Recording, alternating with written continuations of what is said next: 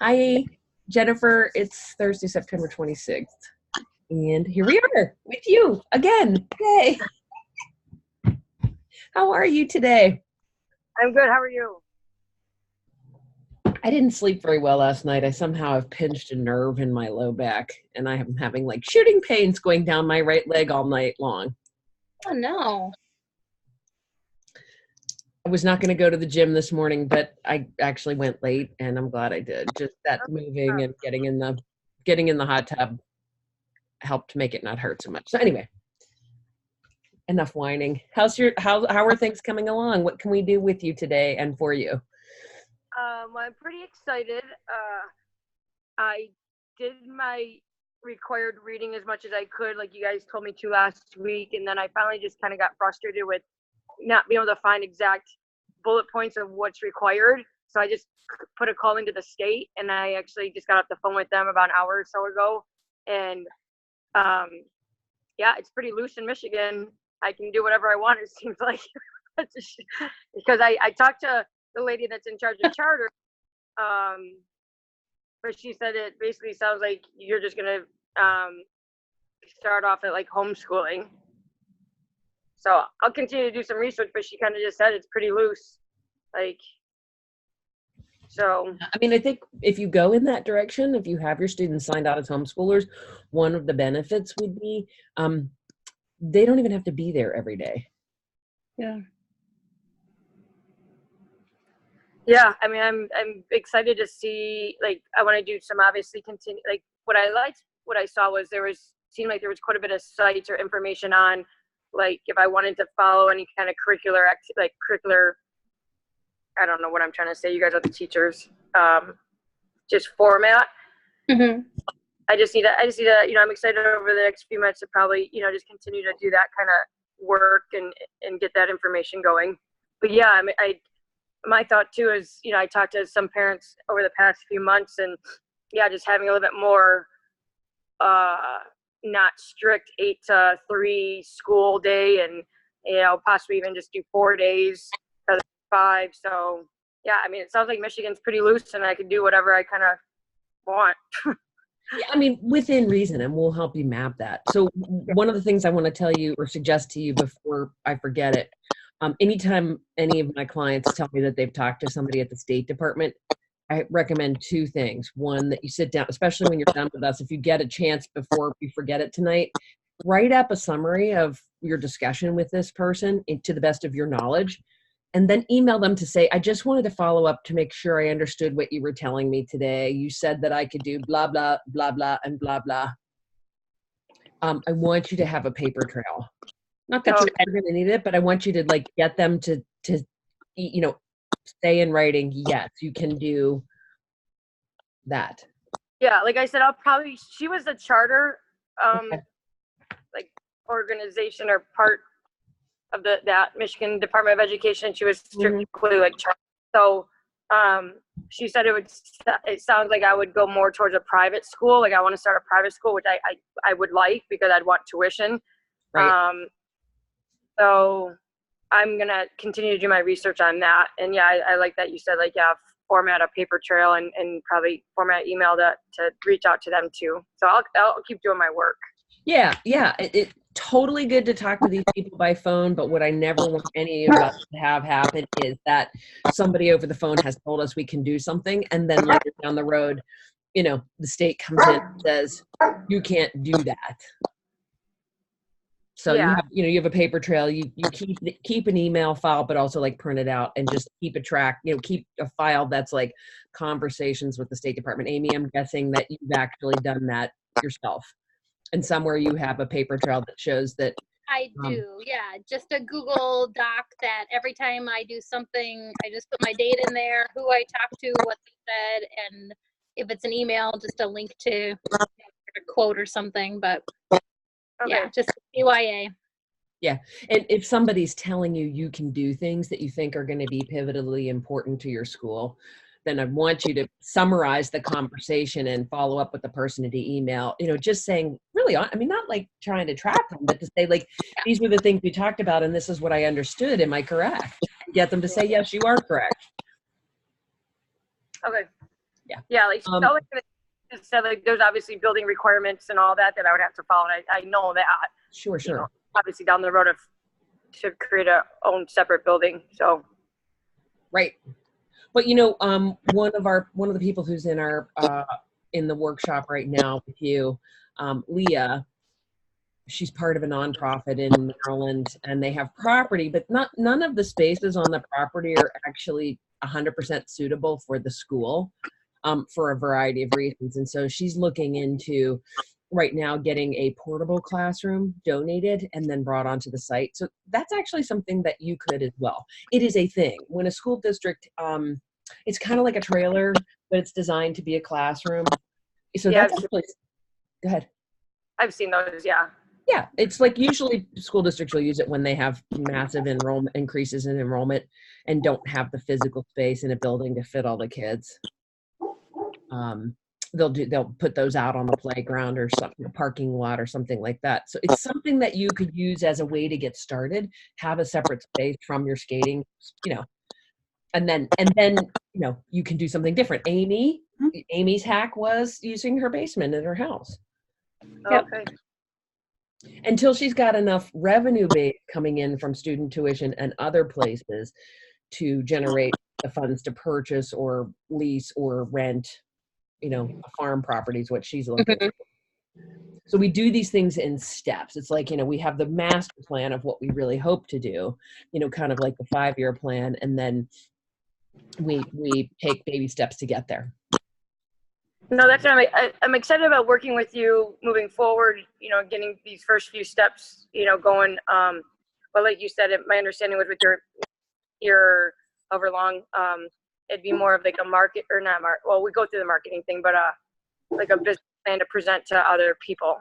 Yeah, I'm actually finishing it up this week. I keep rethinking myself because I keep looking at a variety of business plan templates.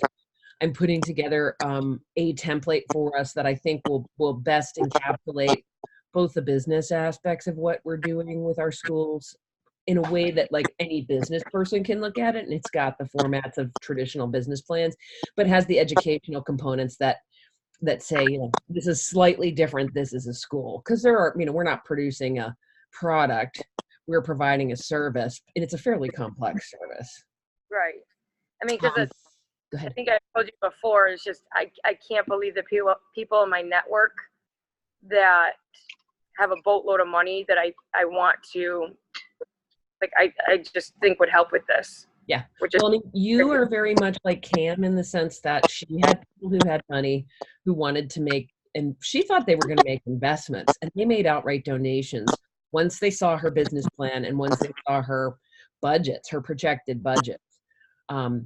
And she also did a hack where she had the budget that showed she was going to open the school regardless herself without help, and then she showed what she could do with help. So Okay. when you get to that point, we'll go over that with you. So I should have that business plan done this week. The only hang up might be that I want Amy to help me go through it and add in a little bit of directions as far as which of our assignments we can use information from to fill these in. I mean, it should be obvious, but I want to make it even clearer. This morning I was going into everybody's Schoology accounts, including yours, and I took away the business plan that was originally there. I had two choices. One was a charter school application and one was a traditional business plan, and neither really have everything I was looking for. That used to be in module 5, valuable learning, but I've now put it, right now and Amy, I'm just also doing this to tell you what I've done. Sure. Everybody's class spaces now will have, now has our new budget planning template under resources. And we'll also be putting the business plan there. And that was partly because I realized when we do our introductory meeting with people, I want people to see that we have a business plan template and budget, so that from the very get-go, they're like, oh, I should have these documents on my desktop. When I do an activity that's related to it, I can just go fill that in. And in a few short weeks, I'll have my business plan done. So I had gone around and around about when to introduce those things, and I think we're going to give it a shot and see how that goes. So just show up front that we've got a business plan template and we've got a projected budget template. So that, especially so that when you're thinking of things, you know, if you're thinking, oh man, I just saw this really great computer that I want to get for the kids. Well, then, you know, you've got that data in your mind and you just go put it in the projected spreadsheet so that you can start to see what would the purchase of that do to your overall budget. Yeah. That kind of thing. So you don't have to wait and do a budget all at one time or do a business plan all at one time. So anyway, so that's in there now for you, and there will be, and it's in that very first folder called resources. So you'll want to download that Excel spreadsheet, take a peek at it, let us know if you have any questions, and then we'll send a note out to everybody once the business plan template is up there as well. Okay. And that's in week 5? Nope, I took that out of there. It's now in the very first folder that says resources. Okay. Okay. Yep, and the new spreadsheet's the very last thing in that folder. Okay. If I can't find it, I'll let you know. Please do. And you know, I'm putting the recordings of these calls in that same folder for you. And there's a folder inside there. It says call recordings. So you should always have the calls if you ever want to go back to see what we were asking you to do if you can't remember, and so on. So if you have a good sense, I'm pleased to hear that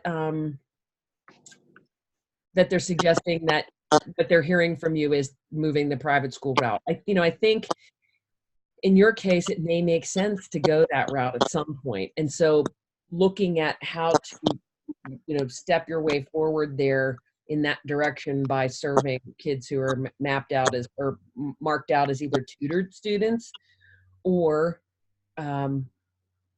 homeschoolers makes the most sense. I just am not a fan of becoming charter school. Well, yeah, like she said, I can't do charter if I'm going to be talking about any faith. Yeah, exactly. I mean, yeah. And, but more than that, I don't love the idea because because you're taking the state money, you're then bound to all of the state regulations, but there's so many other things that you can't do. And there's a ton of things you have to do, like use the state standards, like take the state assessments. I mean, Amy's obligated to give an assessment and track what her students are doing, but I mean, why don't you tell Jen a little bit about your. Yeah, for Minnesota, the only things that I am obligated legally to do are send an immunization record. I have to do the end of the year state testing, and they gave me a choice of 5 to 6 ones that I can choose from, which is nice because then I chose a paper-based one, so I don't have to have computers for everybody to do that. And I don't have to turn in those scores. I just have to keep them in case they audit me. And so then if they audited me, I'd need the state standardized testing scores, and then I would need a record of what we've been doing, my teaching. So I have my teaching, my lesson plans as a record of that. Mm-hmm. Well, and now we're going to start working with Amy's students to have them create digital portfolios, which will be personal records of each student of the work that they're doing as well. Yep. So lots of ways to achieve the same end in ways that are much kinder and gentler to students. Yeah. Yeah. Amy, can you hear me?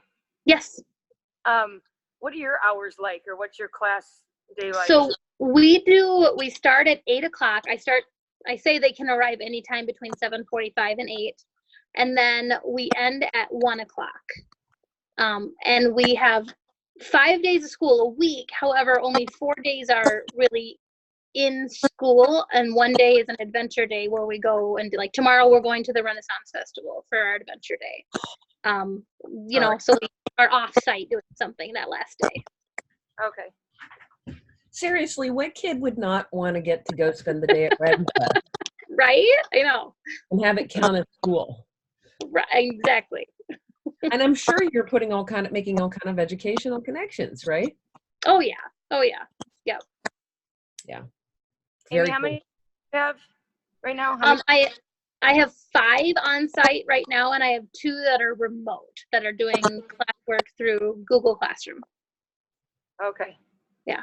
And 2 of them are her own children. Yes. Yeah. Awesome. Are you hoping to keep growing this? Yes. Yeah. I would love 2 to 3 on-site students, more on-site students, and then I'd be ready to start looking at phase 2 and getting that secondary property or building to kind of grow. Yeah. And then with additional teachers, or?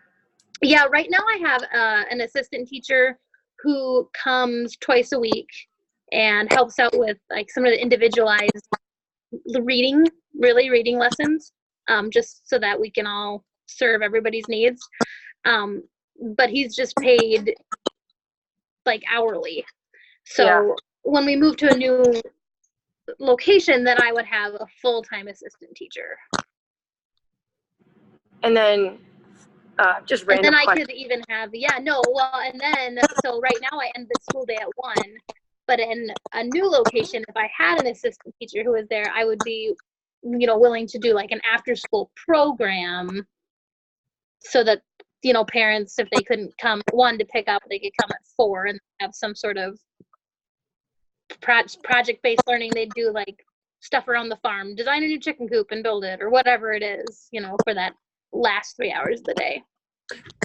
But the cool thing for you to hear from Amy is this, she's designed the school to actually suit her and her children's lives.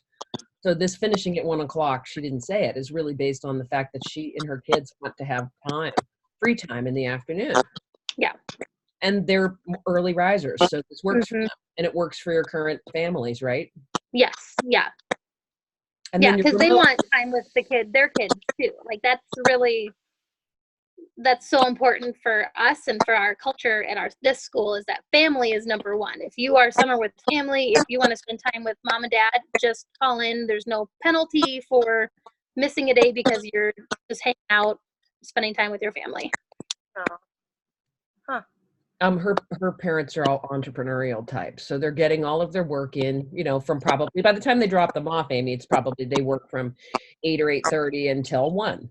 Right. Yeah. And I'm meeting more and more people, myself included. So I'm totally making myself transparent here, Jen. I don't want to work before 10 in the morning, and I usually work till 5 or 6 o'clock at night, because that's actually when most teachers want me to be available for them. So I'm like, if I'm going to work till 6 o'clock, then why would I start at 8, 9 o'clock in the morning? That's just ridiculous. So what I'm doing is front-ending my day by going to the gym. Whereas everybody else, most other people tend to do it the other way around. Right. And you can do that. So you can, as you're talking to your families and figuring out what they want and need, you can make your school responsive to that. Right. No, I'm excited about that. Amy, what do you have them do for food? Like, do they bring their own food, or? No, we have them prepare food. So we're on a rotating schedule. For today was brown rice with butter and tamari, apples and peanut butter, and then I always have sandwich materials available if somebody wants that. So the kids take turns making the food for each other and praying and cleaning up and all of that. Yeah. Seriously, just thought about that today for our school too, like getting them to make their own stuff, because we're really big on that with my hockey program. Good for you. I love that. Yeah. Yeah. Do you have cooking facilities at the rink? Yeah, that's what I thought about today, is that there's a whole restaurant kitchen here on Sunday. Yeah. It's fun how, when you start to dig into this, then all of these opportunities and ideas start to show up. I mean, it's one of those situations where you probably, Jen, you already have everything you need. We've just got to make sure that you're rock solid with this is what we're going to do. This is our business plan. Here's the budget that shows that it's going to be financially successful. And then when you hand that plan to your friends who have money, they're going to be like, yeah, I want to give you some money for that. Here you go. Yeah. Yeah. And I think my biggest concern in the back of my head is just finding the teacher too. Yeah. I don't want you to worry about that yet, because once we get more of this mapped out, You're going to talk with us about the people in your circle, because you've said you have a couple teachers around. We can even set it up where, this is a little bit different, and I don't know whether it'll happen as part of being in the workshop or if you choose to move into the collective. I don't want you to worry about that. I think I have a couple of contacts that are schools of education that are doing more progressive teacher training. And I have a feeling we can find you a younger teacher who's coming out of a program who wants to be working in a situation like this, who would be happy to come to work for you. Okay. All right, cool. Or somebody's going to show up in your world. Somebody you already know. I believe that. Yeah, the whole manifestation. I believe it. So appreciate it. Yeah. So I'll continue to do my work, and then am I on the module 3 then? I think you want to get a little clearer about, if you're going to go this route of your kids are going to be homeschooled, or you're going to sign them out as homeschoolers. I want you to read the regulations in Illinois. I'm sorry, in Michigan. I was just talking to somebody from Illinois. In Michigan. And Amy, I just realized I need to get a map. I need to have a map. Yeah, that'd be fun. So we know where everybody is. Just because it'll keep our brains clear. Okay, so can I use this whole next week to do more legal work? You can. Yeah, you can. If you find that is feeling too heavy for you, go ahead and look at module 3, because module 3 definitely starts to lighten back up again, because you're going to start talking about branding your school and marketing. And to be honest with you, I find that stuff way more fun. So you get to think about things like, you are going to start to work on your elevator pitch, but you can play around with, like a vision statement, a mission statement. You can, for fun, you can like design your logo, that kind of stuff. Think of the name of your school, that kind of stuff. Choose colors. I find that some people, and Amy has found it too, some of our clients just need to go and play with that stuff a little bit while they're digging into the market research and the legal research, just to feel like they have something fun to do, something fun and creative. Okay. So yeah, don't be afraid to go ahead and hop into module 3, because it'll be a little lighter and more. It'll feel more like you're actually working on your school, I think. Yeah, for sure. Okay, cool. All right, I appreciate you guys. Do you have anything else for me? I don't think so. Okay. Oh, great. Hope to see you guys next week then. Have a good rest of your week and weekend. Okay, thanks. Thanks, Jen. Good work. All right. Take care. Bye-bye.